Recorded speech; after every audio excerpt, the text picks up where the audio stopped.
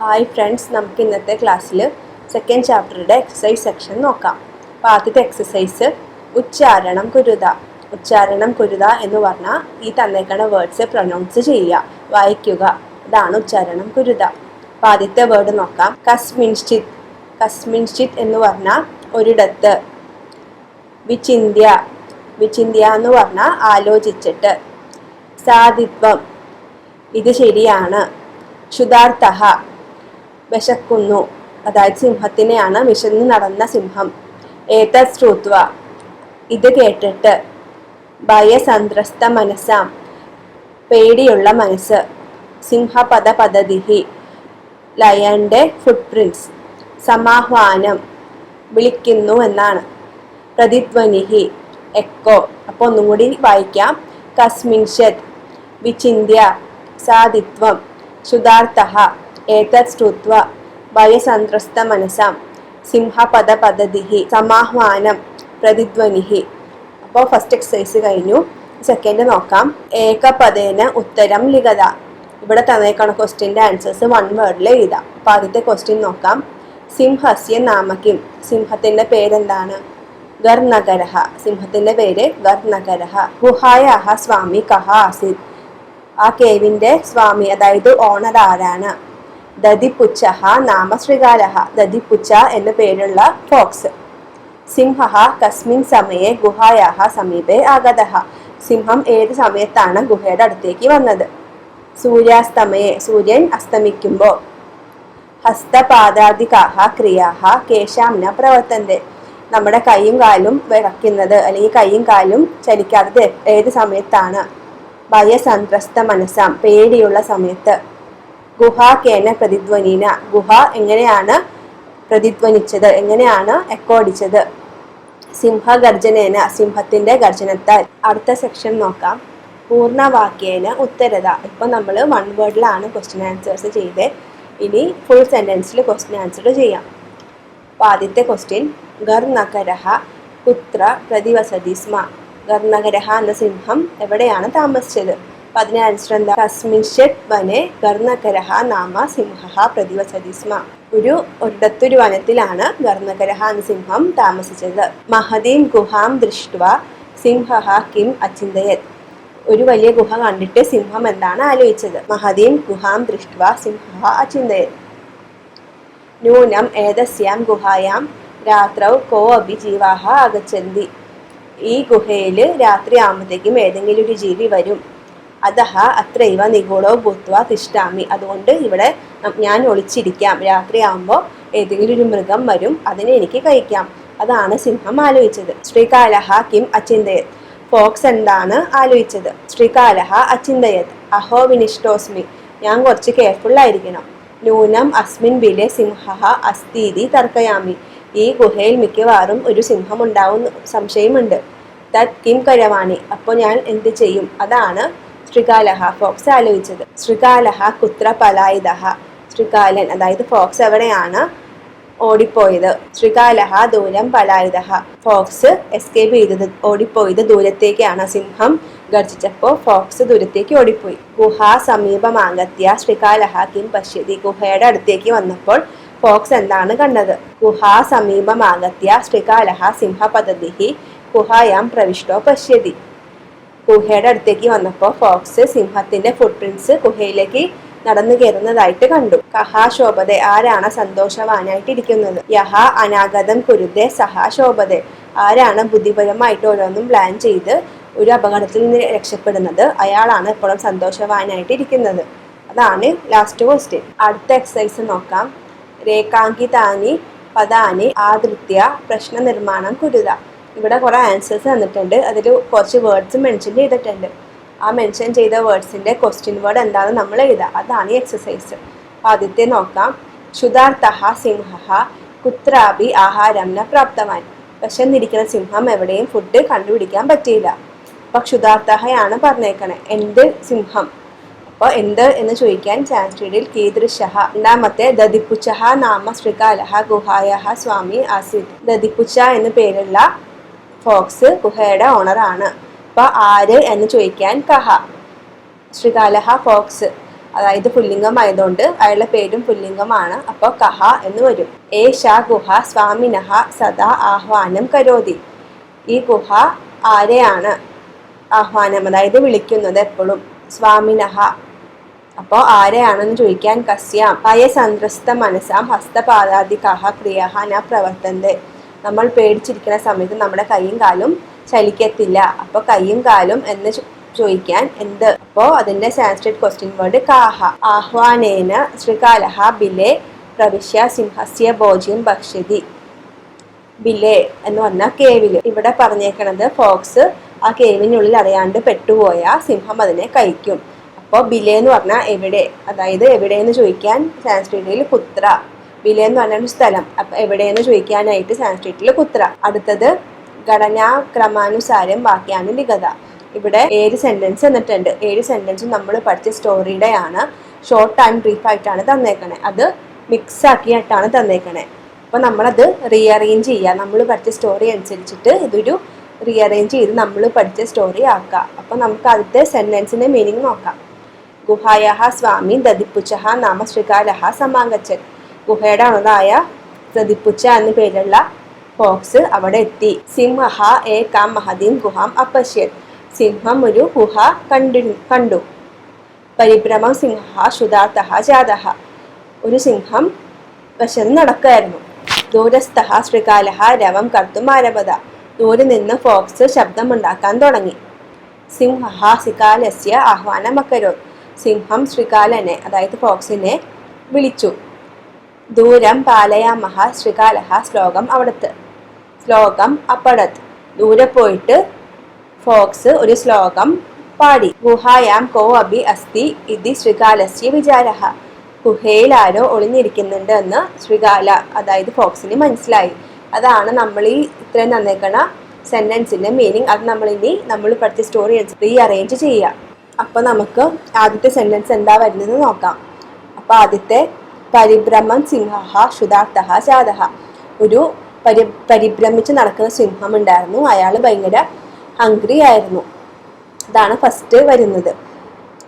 നമ്മൾ പഠിച്ച സ്റ്റോറി കുറച്ച് ഷോർട്ട് ആൻഡ് ബ്രീഫ് ആയിട്ടാണ് തന്നേക്കണേ. അപ്പോൾ ഇത് വായിച്ച് നോക്കുമ്പോൾ ഫസ്റ്റ് ഇതിൽ വരുന്ന സെന്റൻസ് എന്ന് പറഞ്ഞാൽ ഇങ്ങനെ അലഞ്ഞു തിരിഞ്ഞ് നടന്ന് വിശന്ന് നടക്കുന്ന ഒരു സിംഹം ഉണ്ടായിരുന്നു. സെക്കൻഡ് വരുന്നത് സിംഹഃ ഏകാം മഹതീം ഗുഹാം അപശ്യത്. സിംഹം ഒരു ഗുഹ കണ്ടു. മൂന്നാമത്തെ ഗുഹായഃ സ്വാമി ദദിപ്പുച്ഛഃ നാമ ശ്രീകാലഃ സമാഗച്ഛത്. സിംഹം കയറുന്ന ഗുഹയുടെ ഓണറായ ഫോക്സ് അവിടെ എത്തി. നാലാമത്തെ വരുന്നത് ഗുഹായാം കോ അഭി അസ്തി ഇത് ശ്രീകാലസ്യ വിചാരഃ. ഫോക്സ് അവിടെ എത്തിയപ്പോഴത്തേക്കും ഫുട് പ്രിന്റ്സ് കണ്ടു. അപ്പൊ ഗുഹയിൽ ആളുണ്ട് എന്ന് ഫോക്സിന് മനസ്സിലായി.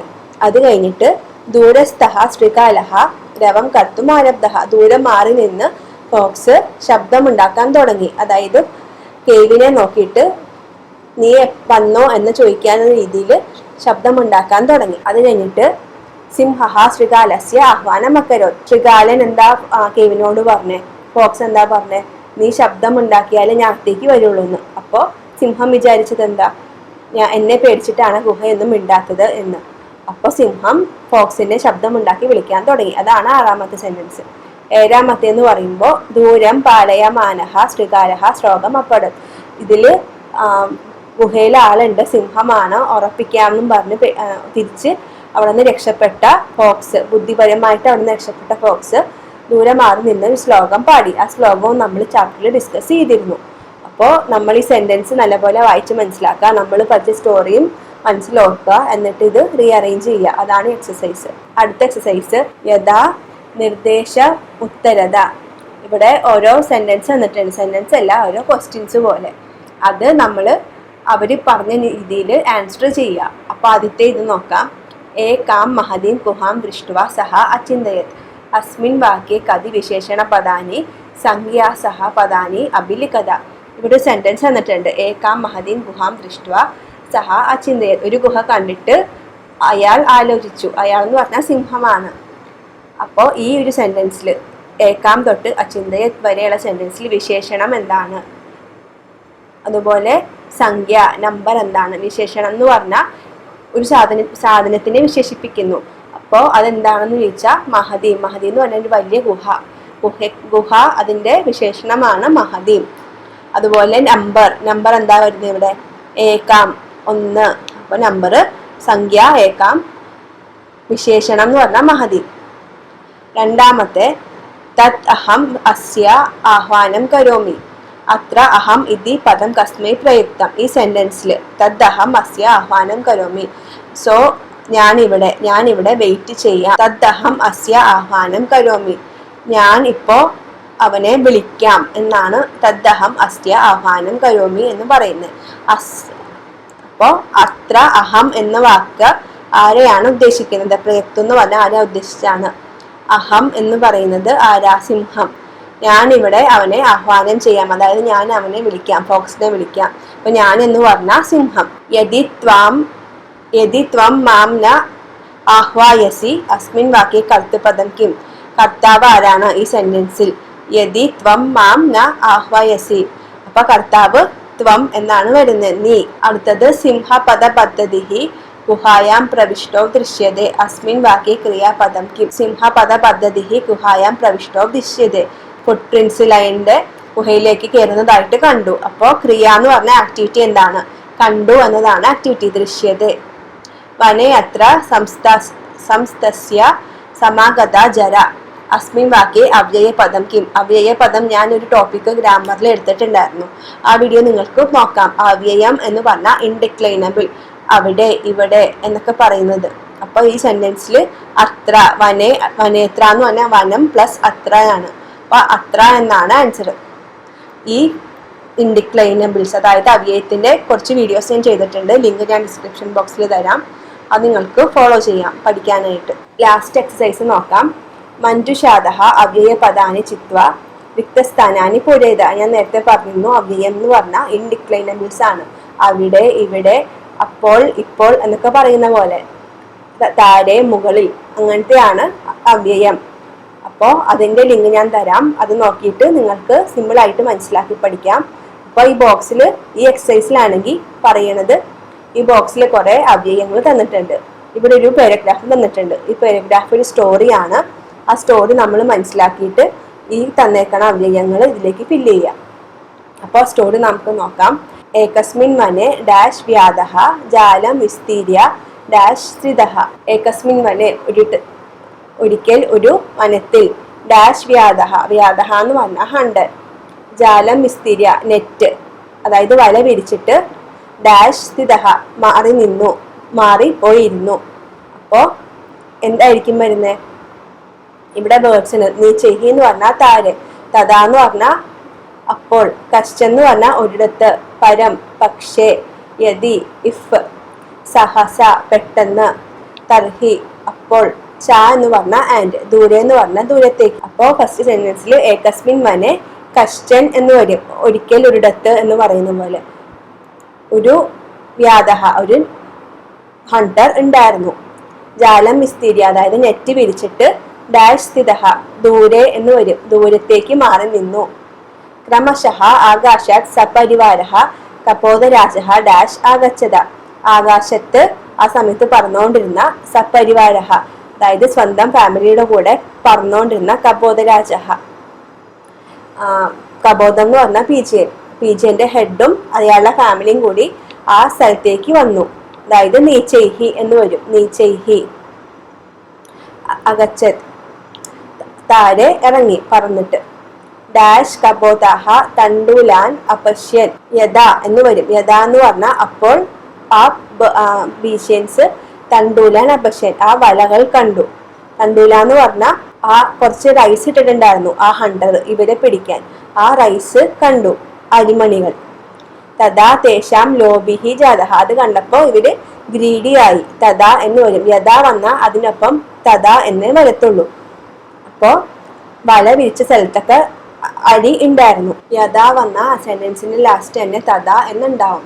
അപ്പോ താഴേക്ക് ഇറങ്ങിയപ്പോ ഈ പീജിയൻസ് റൈസ് ഇട്ടേക്കണ കണ്ടു. വലയാണെങ്കിൽ അപ്പുറത്തായിരിക്കും, അതിന്റെ മുകളിലായിരിക്കും, അത് അവര് കണ്ടിട്ടില്ല. പരം രാജ സഹമദഹ നാസിദ് അത് കണ്ടിട്ട് കബോധ രാജാവിന് വലിയ ഇതൊന്നും തോന്നിയില്ല. ബാക്കിയുള്ള ഫാമിലി മെമ്പേഴ്സായ പീജിയൻസിനാണ് ആർത്തി തോന്നിയത്. തസ്യം യുക്തിഹി ആസീദ് ആ കബോധ രാജാവ് ആലോചിച്ചത് ഇങ്ങനെയാണ്. യദി വനെ കോ അഭി മനുഷ്യ നാസ്തി. ഈ വനത്തിൽ ആരെയും കാണുന്നില്ല, മനുഷ്യന്മാരെ കാണുന്നില്ല. യതി എന്ന് പറഞ്ഞ എങ്കിൽ എന്ന്. കുതഹ തണ്ടൂലാം സംഭവ. അപ്പോൾ എവിടെ നിന്നാണ് ഈ അരിമണികൾ വന്നത്? ഡാഷ് രാജ്ഞഃ ഉപദേശം അസ്വീകൃത്യ കബോധഃ തണ്ടൂലാം ഖാദിതും പ്രവൃത്താഃ. പക്ഷേ പരം എന്ന് പറഞ്ഞ പക്ഷേ രാജാവിന്റെ ഉപദേശം സ്വീകരിക്കാണ്ട് കബോധങ്ങള് അതായത് പീജിയൻസ് ആ അരിമണികൾ കഴിക്കാൻ തുടങ്ങി. പ്രവൃത്താഹ ജാലേ ച നിപതാഹ.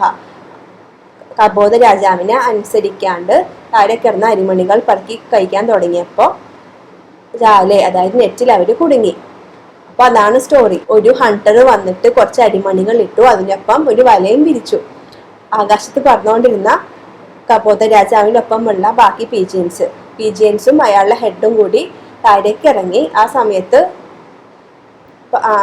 ചെറിയ പീജിയൻസ് അരിമണികൾ താഴെ കിടക്കണ കണ്ടു. അപ്പൊ അവരുടെ ഹെഡായ കബോധ രാജാവ് പറഞ്ഞതാണ്, ഈ കാട്ടിലൊന്നും ആൾക്കാരെയും കാണുന്നില്ല, അപ്പൊ അരിമണി വരാൻ ചാൻസ് ഇല്ല, ഇത് എന്തോ ആപത്താണ് എന്ന്. അത് കേൾക്കാണ്ട് ആർത്തിയായിരുന്ന ഈ പീജിയൻസ് താഴെ ഇറങ്ങി ആ അരിമണികൾ കഴിക്കാൻ തുടങ്ങി. അങ്ങനെ ആ നെറ്റിലേക്ക് അവർ വീണു. അപ്പോൾ ഒരു മോറലാണ്, അതഹ ഉക്തം ഡാഷ് വിദതീത ന ക്രിയാം. സഹസ പെട്ടെന്ന് എടുത്തു ചാടി ആലോചിക്കാണ്ട് ഒരു കാര്യം ചെയ്യരുത്. ഇതും ഒരു പഞ്ചതന്ത്ര കഥയാണ്, നമ്മൾ നേരത്തെ പഠിച്ച പോലെ. അപ്പോൾ ഇതാണ് കഥ. അപ്പോൾ നമ്മുടെ ഈ ചാപ്റ്ററിൽ എക്സസൈസ് ഇവിടെ കഴിഞ്ഞു. Thank you.